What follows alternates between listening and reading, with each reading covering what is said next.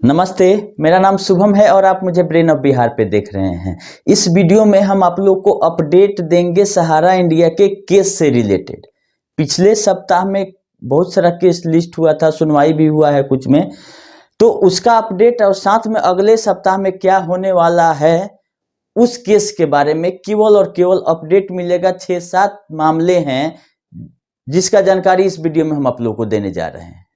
शुरुआत करते हैं जिसका सब लोग को इंतजार है कि 5,000 करोड़ का जो डेट एक्सटेंशन का था उसका क्या हुआ।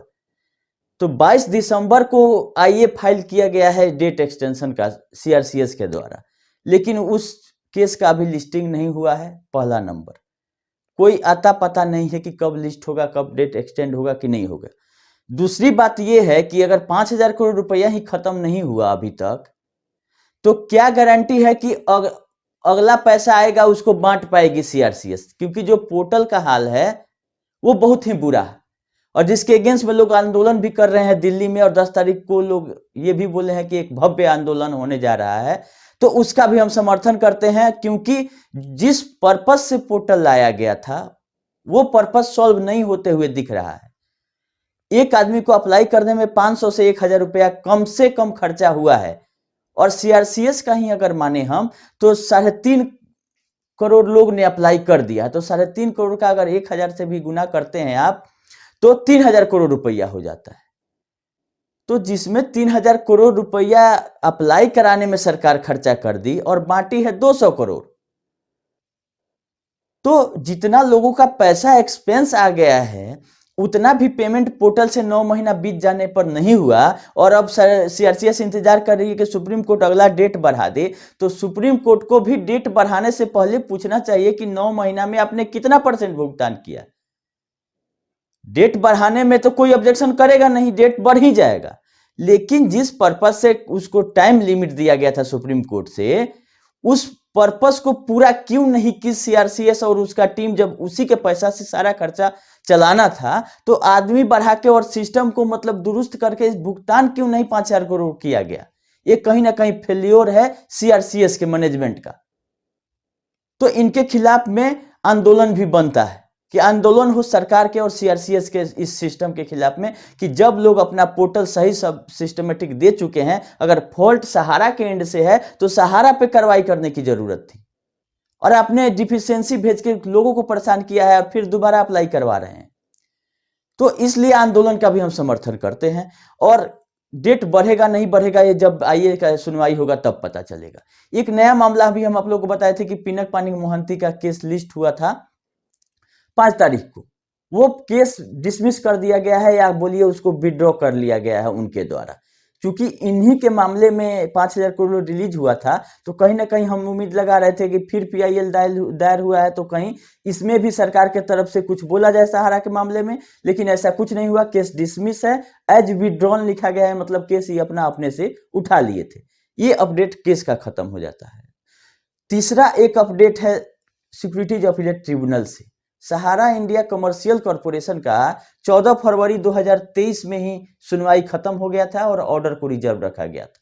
फरवरी से आज तक हम इंतजार कर रहे थे कि कहीं ना कहीं इस मामले में अपीलेट ट्रिब्यूनल का ऑर्डर कुछ आता है कि क्या करना है। 14,000 करोड़ का मामला, वो भी एससेबी के अगेंस्ट में, ऑर्डर को रिजर्व रखा गया था, लेकिन एकाएक 5 जनवरी को केस का नया डेट पड़ गया था।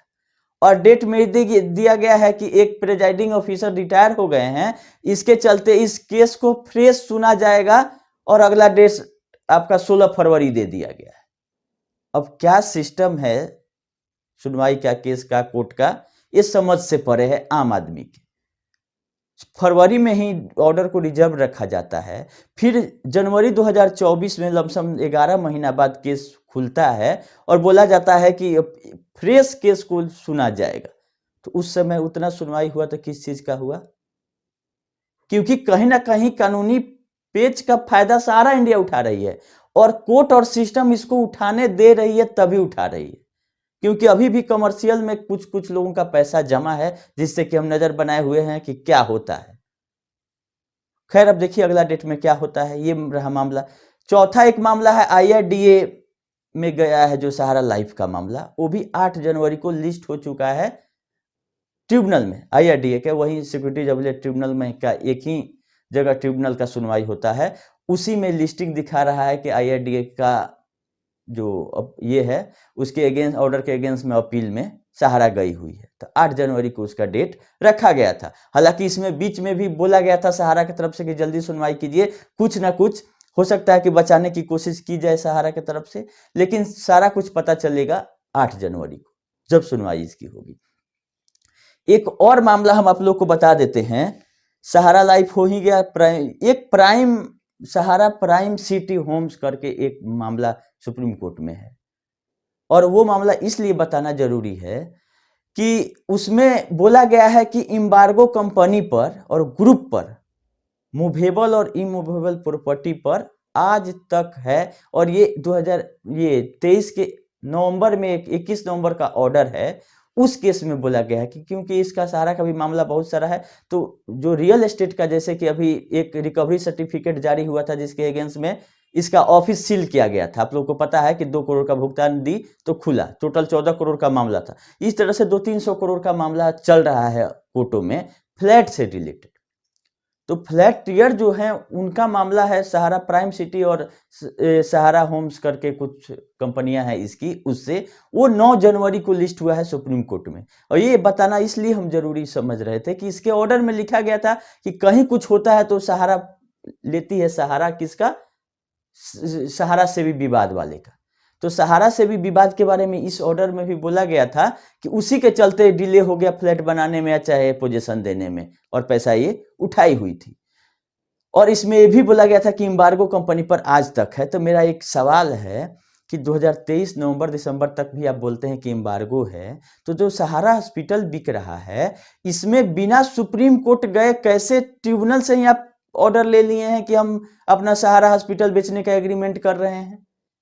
जब एम्बार्गो है और कोर्ट का ये निर्देश था, ये अर्जी लगाए थे कि हमको जो स्टैट्यूटरी ड्यूज है, मतलब संवैधानिक जो बकाया है या इस तरह का लोन रिपेमेंट, इस तरह का भुगतान करने के लिए हमको आदेश दिया जाए कि संपत्ति बेच के कर दें।